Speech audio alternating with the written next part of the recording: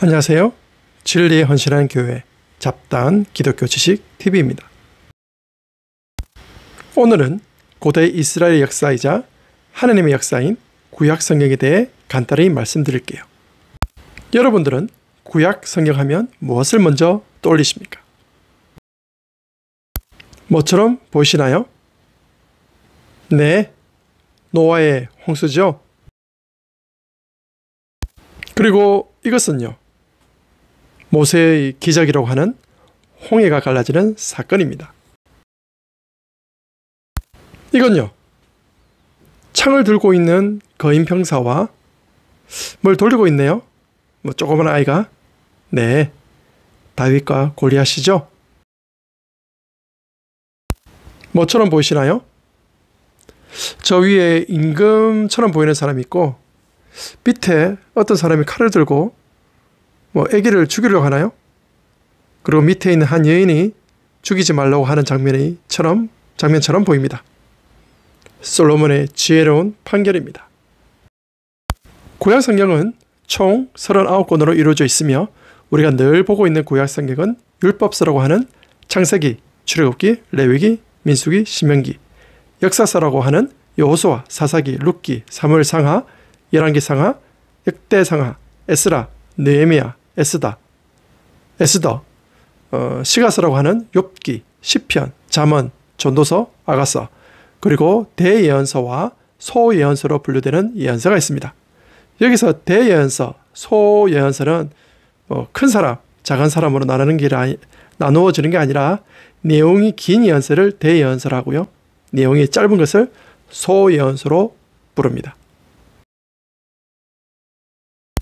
하지만 구약 성경을 시대 순으로 비열하면 다음과 같습니다. 첫 번째가 원역사, 족장시대, 출애굽시대가 있고요.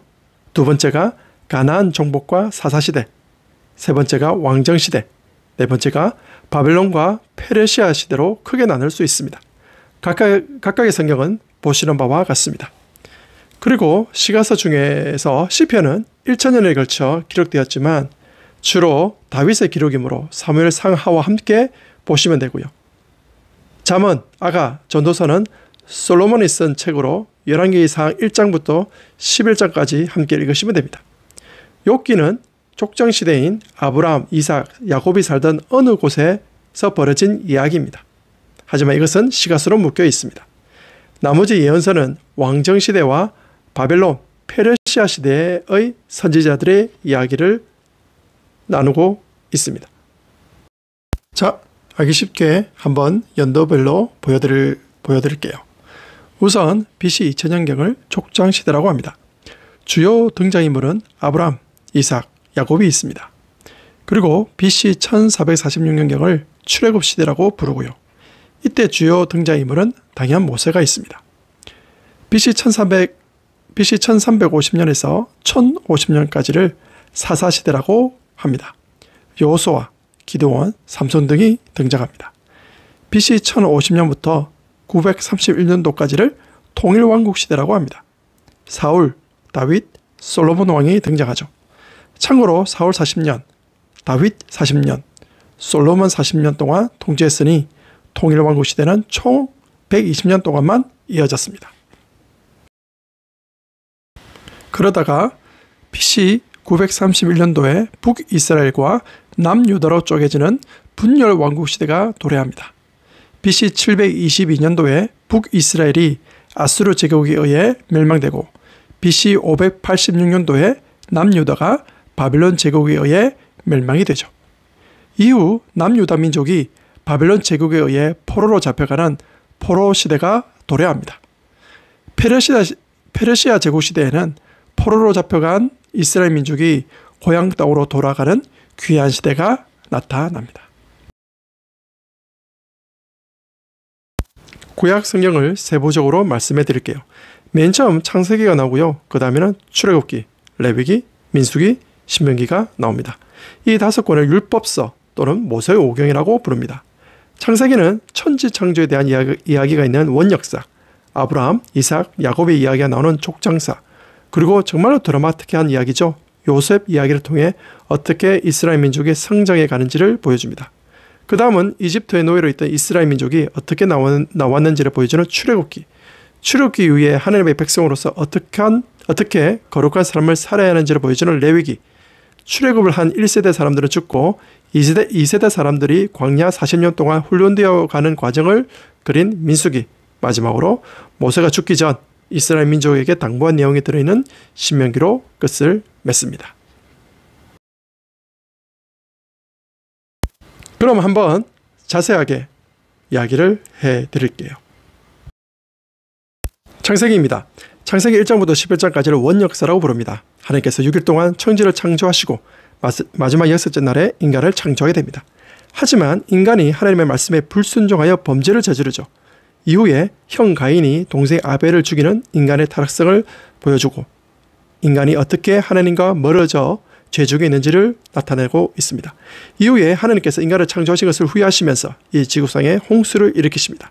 하지만 그 당시 은이었던 노아와 그의 가족들은 구원을 얻게 됩니다. 인간의 교만을 드러내는 바베달 사건도 나타납니다. 하나님께서 한 인간 아브라함을 택하시고 그의 아들 이삭 그리고 야곱이 나타납니다. 이후에 요셉이라는 야곱의 아들 중 한 명이 있었는데 형들의 미움을 받고 이집트의 노예로 팔려가지만 거기서 하나님의 간섭과 계획에 의해 애굽 제국의 총리가 되고 야곱 전 가족들이 애굽에 거하면서 이스라엘 민족이 번성하게 됩니다. 출애굽기 1장부터 18장까지는 아주 흥미진진한 이야기가 소개됩니다. 모세의 출생, 모세의 이집트 왕자로서의 40년 생활, 살인자로서 도망을 가 광야에서의 40년 생활, 하나님과 모세의 만남, 모세와 이집트 왕 바로와의 대결, 즉 10가지 재앙이 있죠. 그리고 애굽에서의 탈출과 홍해가 갈라지는 사건이 나옵니다. 그리고 19장에는 애굽에서 출발하여 약 3개월 후에 시내산에 도착합니다. 그리고 시내산에서 1년간 머무르면서 그 기간 동안 벌어진 내용이 출애굽기 19장부터 40장까지 나옵니다. 우리가 잘 아는 십계명, 성막 설계와 제사장 제도, 모세가 시내산에서 더디게 내려오니까 불안했던 이스라엘 민족이 금송아지를 만들어 우상 숭배를 했던 멍청한 일, 그리고 성막 제작과 마지막으로 성막 봉헌으로 출애굽기는 끝을 맺습니다. 레위기는 하나님께 나아가 어떻게 예배 드려야 하는지를 집중적으로 기록되어 있습니다. 번제, 소제, 화목제, 속죄제를 설명하는 5가지 제사제도, 첫 제사장 위임식과 첫 제사를 드리는 내용, 첫 제사장 아론의 두 아들이 하나님의 불에 의해 죽임을 당하는 사건, 그 다음에는 먹어도 되는 음식과 먹지 말아야 음식, 산후조리, 나병 환자에 대한 규례가 나타납니다. 제사장이 먼저 자신의 속죄와 함께 이스라엘 전 백성의 죄를 속죄하기 위해 1년에 한 번 지성소에 들어가는 대속죄일의 지정, 반드시 죽여야 할 죄목을 드러낸 부분, 마지막으로 이스라엘의 절기 문화를 소개합니다. 이 레위기는 다소 어렵지만 꼭 알아야 할 내용이 있기 때문에 나중에 제가 다시 한번 자세히 다루도록 할게요. 레위기 제사 제도를 통해 우리는 무엇을 알아야 할까요? 인간은 어떤 방법을 통해서라도 죄의 사함을 받을 수가 없는 존재입니다. 때문에 우리에게는 예수 그리스도가 절실히 필요하다는 것을 뼈저리게 느낄 수 있습니다. 민수기입니다. 민수기는 이스라엘 민족 첫 번째 인구조사를 시작으로 1년 동안 머물렀던 시내산을 출발하는 내용으로 시작합니다. 하지만 모세를 향한 불만이 이루어지고 이를 온유함으로 참아내는 모세의 모습이 있고요. 약속의 땅 가나안 근처인 가데스 바네아에 도착하지만 가나안 땅에 보내진 정탐꾼 12명 중 무려 10명이나 가나안 땅을 차지할 수 없다는 부정적인 내용을 발표합니다. 이로 인해 모세에 대한 불만으로 레위인들이 반역을 일으키지만 하나님께서는 땅에 지진을 일으켜 반역한 자들을 삼켜버립니다. 또한 물이 바라는 지역에서 물이 없어 불평하는 이스라엘 백성을 향해 모세가 하나님의 말씀과 다르게 지팡이로 반석을 2번 쳐 물이 나오게 하는 사건이 발생합니다. 이로 인해 모세는 가나안 땅에 들어갈 수 없다는 하나님의 준엄한 말씀을 듣습니다. 시간은 흘러 40년이 지나고 나서 다시 2번째 인구조사와 새 지도자를 세웁니다. 그리고 이미 점령한 요단강 동쪽 땅 분배가 이루어지는 것으로 민수기는 끝납니다. 신명기에서 신자는 다시 신자입니다. 즉 다시 명한다는 말씀이고요.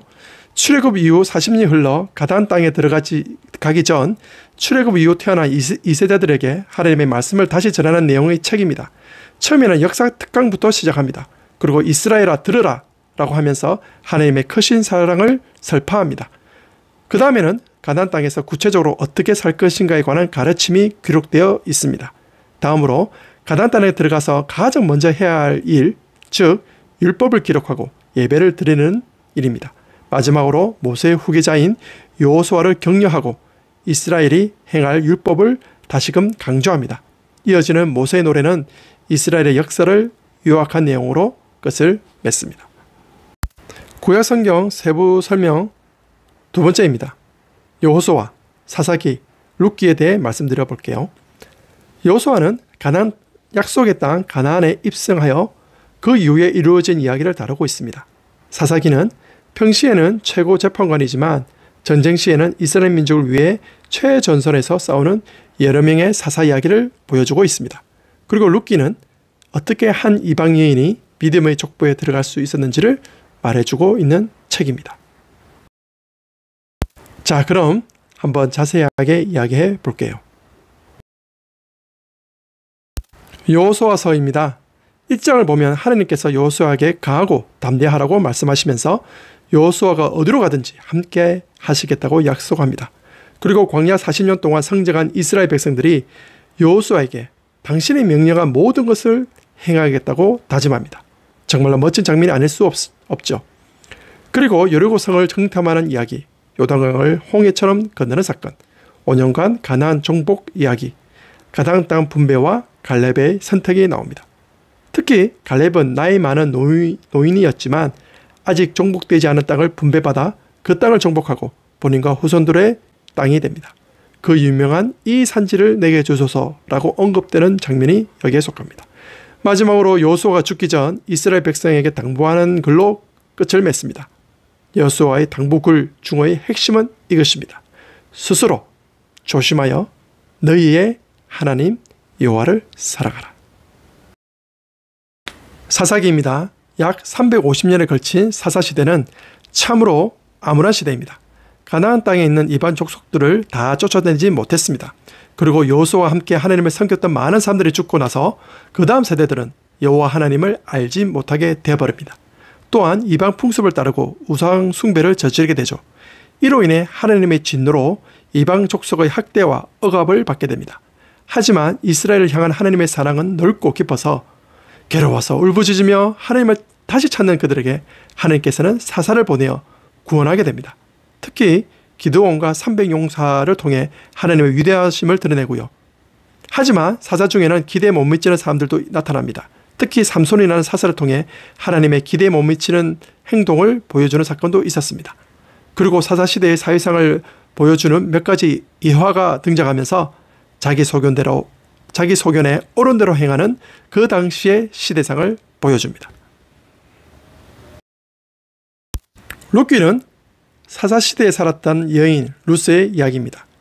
이스라엘 땅이 흉년이 들자 베들레헴에 살던 나오미는 가족과 함께 옆나라 모압 땅에 갑니다. 거기서 남편과 두 아들을 잃게 되죠. 그래서 나오미는 며느리인 룻과 함께 다시 고향 땅으로 돌아옵니다. 고향 땅에서 룻은 보아스와 만나고 우여곡절 끝에 룻은 보아스와 결혼을 하게 됩니다. 그런데 여기서 중요한 것은 보아스의 족보입니다. 보아스의 엄마는 라합입니다. 라합은 여리고 성에 살던 기생이지만 이스라엘이 섬기는 하나님의 위대하심과 전능하심을 익히 알고 있었고 여리고 성이 무너질 때 구원을 받은 여인입니다. 당연히 그의 자녀 보아스는 엄마한테서 여호와 하나님에 대한 신앙 교육을 받았을 것입니다. 룻 또한 시어머니가 섬기는 하나님이 자기의 하나님이라고 말할 정도로 여호와 하나님을 섬기는 마음이 있었습니다. 더 중요한 것은 이러한 믿음의 계보를 통해 보아스의 중송자가 바로 다윗이며 다윗의 뿌리에서 예수 그리스도께서 이 땅에 오시게 됩니다. 구약성경 세부 설명 세 번째인 역사서 중에서 사무엘상하, 열왕기상, 시가서에 대해 말씀드리겠습니다. 사무엘은 암흑기인 사사시대 350년 중 마지막 사사입니다. 사무엘은 사사의 임무인 통치자뿐만 아니라 선지자, 제사장으로서의 역할을 수행한 구약 성경에서는 유일한 인물이죠. 엄마 한나의 기도로 태어난 사무엘은 정말 준비된 인물이었습니다. 블레셋과의 전쟁에서 크게 패한 이스라엘은 사무엘을 사사로 세웁니다. 그리고 미스바라는 지역에서 온 이스라엘 민족이 모여 회개의 대부흥운동이 일어납니다. 그리고 그곳에서 블레셋과의 전쟁에서 승리를 거두죠. 하지만 왕을 요구하는 백성들로 인해 번민하는 사무엘에게 하나님께서는 이를 허락하고 그래서 사울을 초대 이스라엘 왕으로 세웁니다. 하지만 왕이 된 지 20년 후에 사울은 하나님의 말씀을 거역하여서 이에 하나님은 사울 왕을 세운 것을 후회하시고 사울을 버리고 다윗에게 왕이 되도록 사무엘에게 언급합니다. 또한 사울이 다윗을 죽이고자 하였고 다윗의 도피 생활이 시작됩니다. 오랫동안 다윗의 망명 생활 끝에 사울은 블레셋과의 전쟁에서 죽고 맙니다. 사울과 그의 세 아들이 블레셋과의 전쟁에서 죽고 다윗은 이스라엘의 12지파 중 유일하게 유다지파의 왕이 됩니다. 그리고 평화롭게 나머지 11지파를 통일하고 예루살렘을 이스라엘의 새 수도로 정합니다. 또한 하나님이 거할 성전을 짓고자 소망을 품지만 하나님께서는 그의 아들 솔로몬 때의 성전을 짓도록 허락하시면서 다윗에게 큰 복을 내려 모든 전쟁에서 승리케 하십니다. 그렇지만 다윗도 인간인지라 큰 죄를 범하게 됩니다. 자신의 장수인 우리아의 아내 바세바를 범하고 우리아 장수를 죽게 만들죠. 이 일로 인해 다윗은 크게 회개를 하지만 이후 벌을 받게 됩니다. 다윗의 큰아들이 베다는 누이 동생을 범하는 일이 발생하고 셋째 아들이 반역을 일으켜 다윗을 도망하는 신세가 생깁니다. 또한 다윗 말년에 전국 이스라엘 민족의 인구 조사를 실시하지만 잘못을 깨닫고 후회합니다. 하지만 이런저런 잘못에도 불구하고 하나님의 마음에 합한 자로 생을 마감합니다. 다윗이 죽고 나서 솔로몬이 왕이 됩니다. 그리고 그가 하나님께 구한 것은 재판을 잘할 수 있도록 지혜를 구하죠. 또한 성전 건축을 시작하여 7년 만에 완공합니다. 이것이 솔로몬 통치의 전반부에 해당됩니다.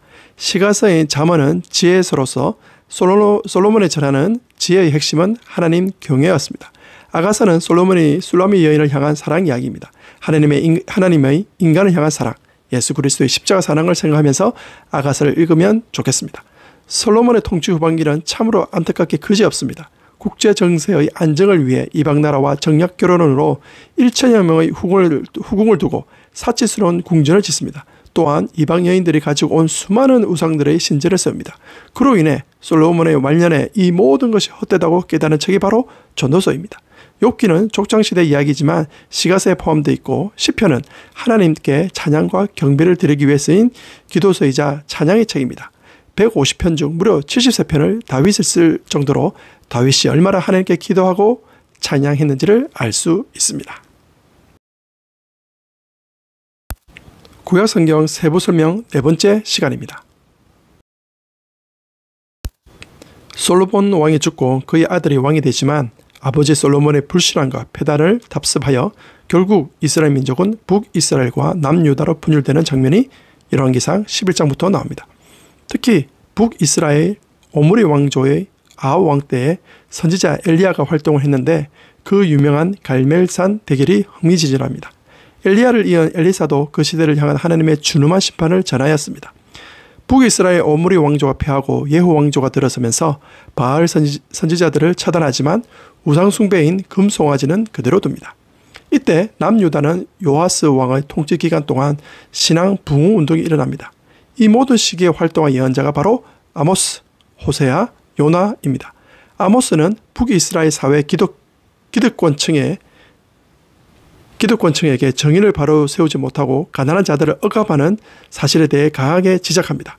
하나님께서는 오직 정의를 물같이 공의를 마르지 않는 강같이 흐르게 하라고 명하십니다. 호세아도 북이스라엘에서 활동한 예언자이나 너무나 마음 아프게도 하나님의 명령을 따라 고멜이라는 음란한 장녀와 결혼을 하게 됩니다. 이를 통해 북이스라엘을 향한 하나님의 마음이 어떠한지를 이해하게 됩니다. 음란한 장녀 고멜처럼 음란한 시대인 이스라엘에 대한 하나님의 심정이 어떠한지를. 요나는 그 당시 강대국이며 북이스라엘을 괴롭히는 아수르 제국의 수도 니느웨로 가서 하나님의 심판이 임박했음을 선포하라는 하나님의 명령을 듣습니다. 하지만 요나는 이를 거부하고 배 타고 도망가다가 폭풍이 닥쳐 바닷속 큰 물고기 뱃속에서 3일 동안 지내는 일이 발생하고 끝내 아수르 제국 수도인 니느웨로 가서 하나님의 심판을 선포함으로써 니느웨 성의 백성들이 회개하는 놀라운 사건을 목격하게 됩니다. 열왕기하에는 북이스라엘의 여러 왕이 반영에 의해 바뀌는 장면이 나오고 남유다에는 당대 최고의 학자인 이세야가 선지자로서 사명을 받습니다.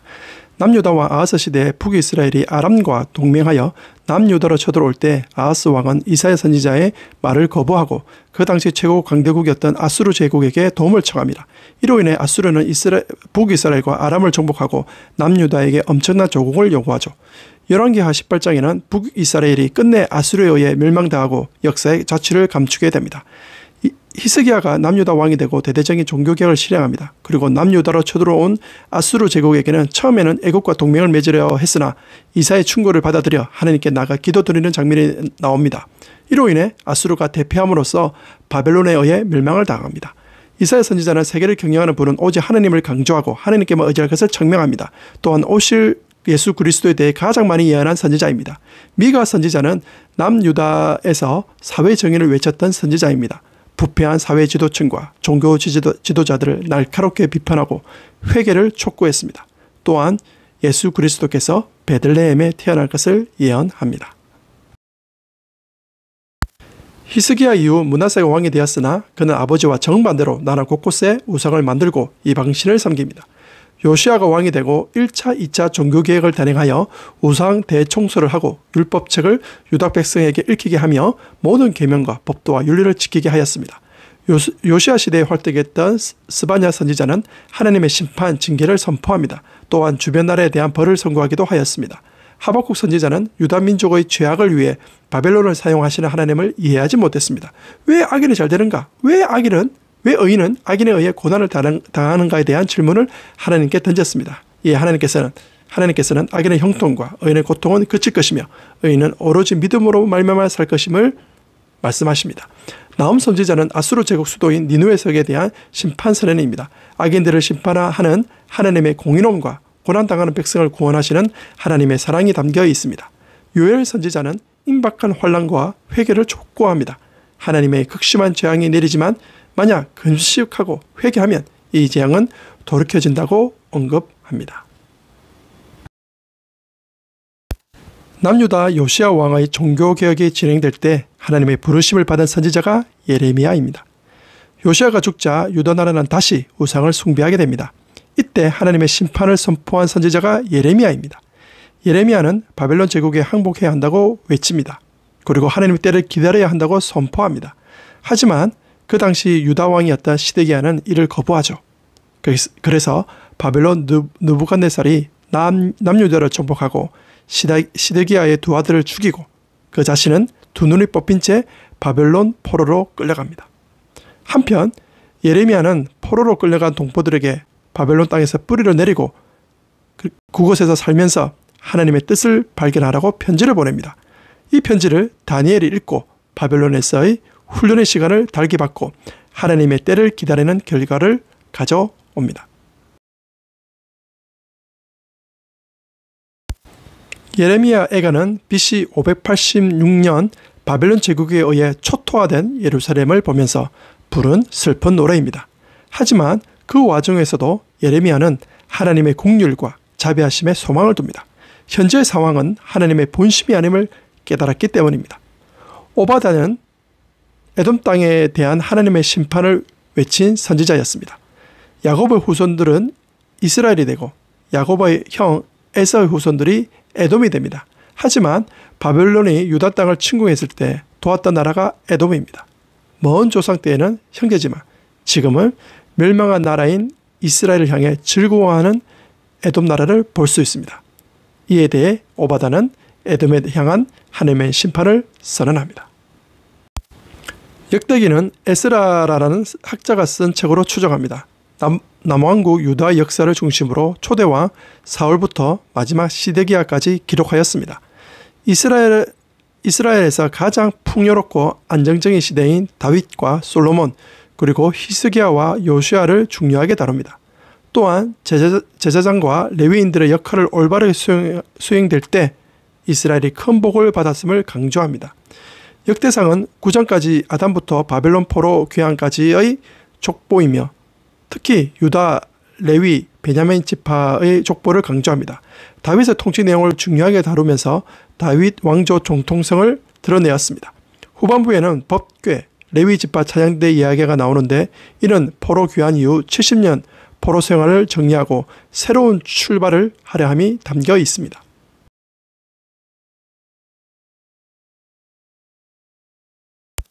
역대하는 솔로몬부터 다루고 있습니다. 솔로몬의 성전 건축과 봉헌식을 자세히 묘사하고 있습니다.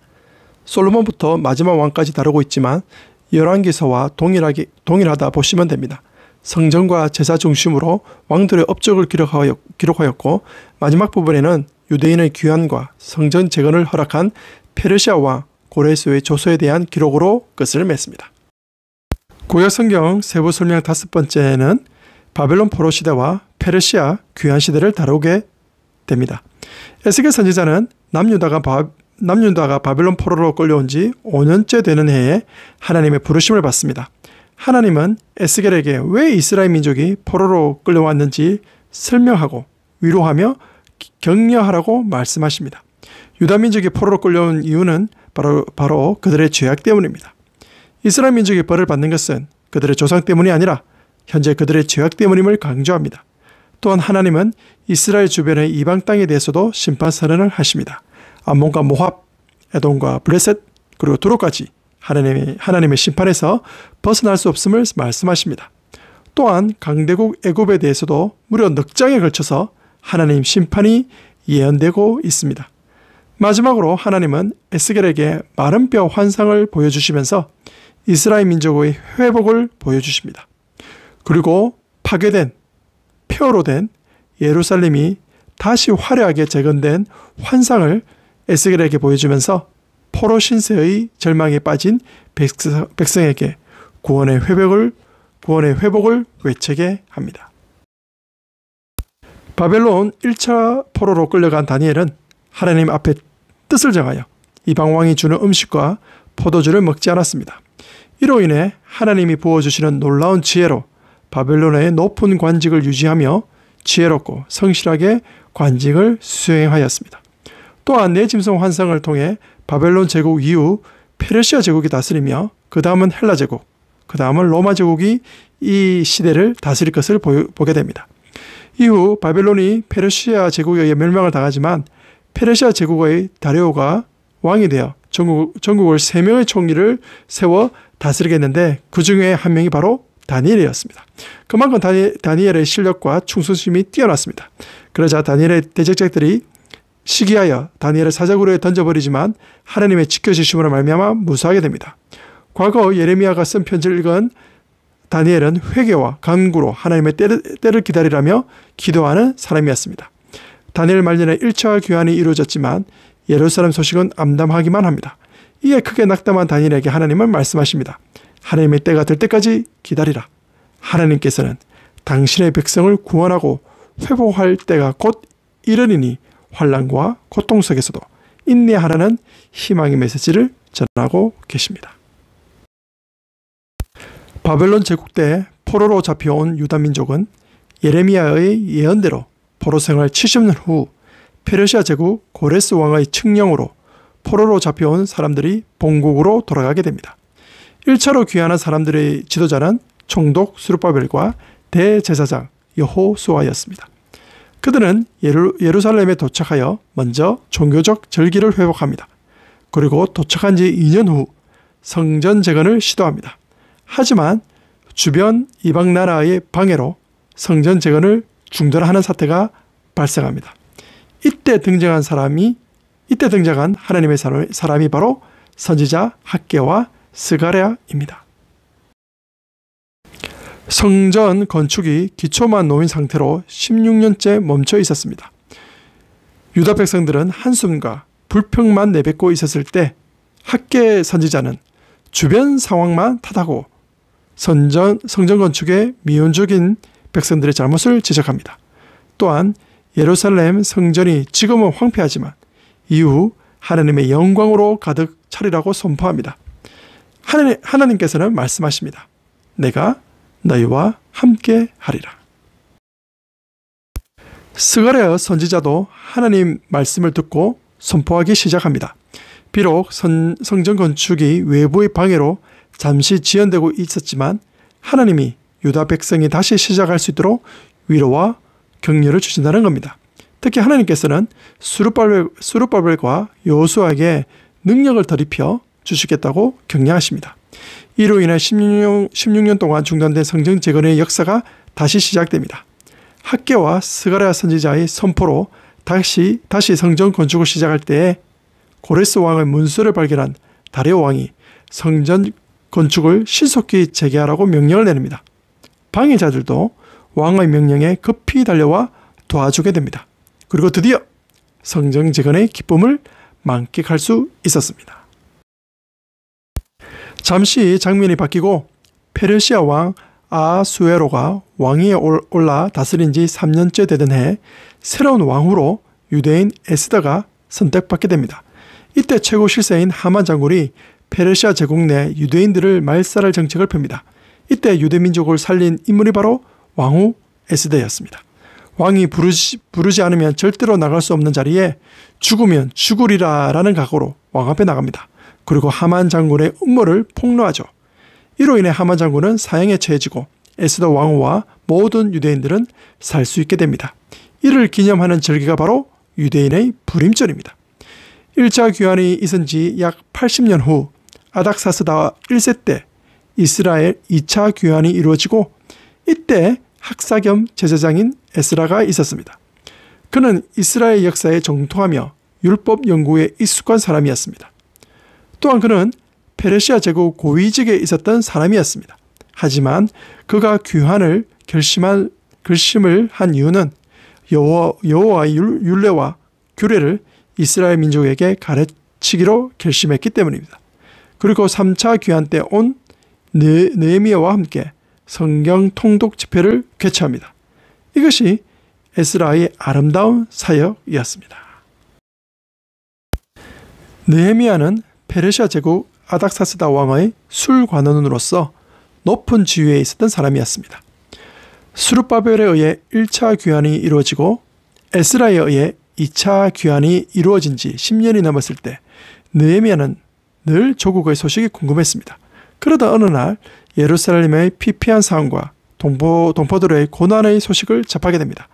이때 느헤미야는 울면서 금식하고 기도를 합니다. 그리고 느헤미야 본인이 직접 예루살렘으로 가야겠다고 결심합니다. 그리고 아닥사스다 왕에게 구하고 본인이 직접 총독으로 부임받아 3차 귀환이 이루어집니다. 그리고 드디어 성벽 재건을 시작하게 됩니다. 하지만 외부적으로, 내부적으로 어려움이 발생하지만 느헤미야의 지혜로운 리더십으로 극복합니다. 드디어 예루살렘 성벽이 51일 만에 재건이 됩니다.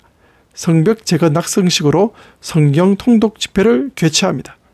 일주일 동안 제사장 에스라는 율법책을 낭독하고 가르쳤고 백성들은 하나님의 뜻을 깨달으며 참회의 회개운동이 일어나게 됩니다. 성벽 재건으로 끝난 것이 아니라 신앙개혁의 회개 부흥운동이 일어난 것입니다. 느헤미야가 총독 생활을 마치고 페르시아로 돌아간 후 유대인들은 또다시 죄악 속으로 빠지게 됩니다. 하나님의 마음을 아프게 하고 늘 교만하여 범죄하는 이스라엘을 향해 하나님은 말씀하십니다. 내가 너희를 너무나 사랑하였노라고. 하지만 그들은 대답합니다. 주께서 어떻게 우리를 사랑하였나이까? 정말로 슬픈 대화가 아닐 수 없습니다. 하나님께서는 제사장과 백성들의 범죄를 지적합니다. 제단에 더럽고 눈멀고 저런 것, 병든 것을 제물로 바치고 기계적인 예배, 우상숭배, 이방 여인과 결혼하여 젊었을 때 취한 아내를 버리는 이혼, 하나님 공의에 대한 의심, 하나님의 것인 11조와 헌물을 도둑질하는 것, 하나님을 경외하지 않고 대적하는 죄 등 그들의 죄악은 이루 말할 수 없을 정도였습니다. 그래서 드디어 하나님께서는 침묵을 하십니다. 그것도 400년 동안이나.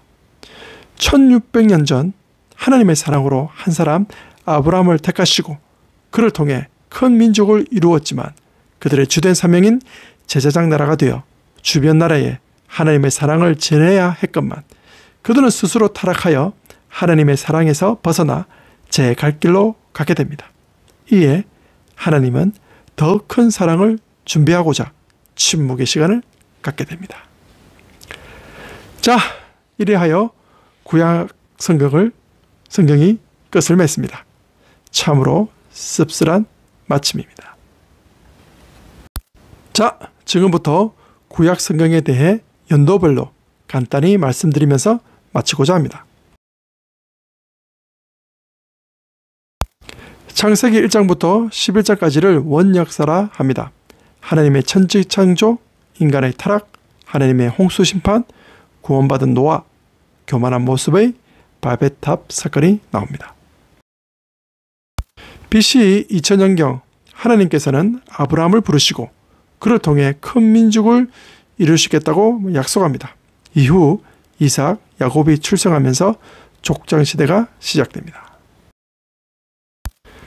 요셉이 애굽의 노예로 팔려가지만 그곳에서 애굽의 총리가 되면서 야곱인 이스라엘 민족이 이주하여 살게 됩니다. 이것이 창세기 50장까지의 이야기입니다. 요셉이 죽고 요셉을 알지 못하는 왕이 애굽 왕이 되면서 이스라엘 민족은 노예로 전락하게 되고 고통의 나날을 보냅니다. 이때 모세가 나타나 이스라엘 민족을 이끌고 애굽을 나와 하나님의 약속의 땅인 가나안으로 가게 됩니다. 이 여정 속에 담긴 이야기가 바로 출애굽기, 레위기, 민수기, 신명기입니다. 가나안에 도착한 이스라엘 민족은 여호수아와 함께 정복 전쟁을 하고 이후 350년 사사시대를 접하게 됩니다. 여호수아, 사사기, 룻기가 여기에 해당됩니다. 마지막 사사였던 사무엘은 인생의 참 왕이신 하나님을 거부하는 이스라엘 백성의 요구에 따라 왕을 세웁니다. 사울, 다윗, 솔로몬. 120년 이 기간을 통일왕국 시대라 부르며 사무엘 상하, 열왕기 상 11장까지가 해당됩니다. 그리고 솔로몬이 쓴 잠언, 아가, 전도서, 그리고 대부분 다윗이 쓴 시편, 그리고 족장시대 이야기지만 시가서에 포함된 욥기 등이 있습니다. 열왕기하 12장부터는 분열왕국 시대가 시작됩니다. 북이스라엘 중 가장 폐악한 시대인 오므리 왕조 아합 왕 때 엘리야 선지자가 사역하였습니다. 이때 활동했던 선지자가 아모스, 호세아, 요나, 이사야, 미가가 있습니다. BC 722년 북이스라엘은 아수르 제국에 의해 멸망을 당하고 남유다도 하나님을 떠나면서 점점 쇠퇴해 갔습니다. 이때 활동한 선지자가 스바냐, 하박국, 나훔, 요엘, 예레미야, 오바다가 있습니다. 역대상하는 열왕기상하와 연대가 동일하지만 주로 남유다 역사를 다루고 있습니다. 바벨론 제국의 침공으로 다니엘을 포함하여 1차 포로 시대가 열립니다. 그리고 7년 후에 에스겔을 포함하여 1만여 명이 2차 포로로 잡혀갑니다. 그리고 BC 586년 예루살렘이 함락되고 폐허가 되어 3차 포로로 잡혀가게 됩니다. 이때의 이야기가 에스겔서, 다니엘서에 나타납니다.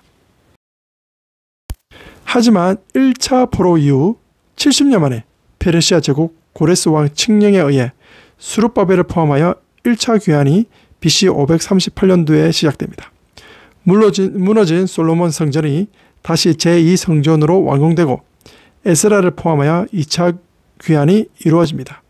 그리고 느헤미야를 포함한 3차 귀환 후 성벽 재건이 완료됩니다.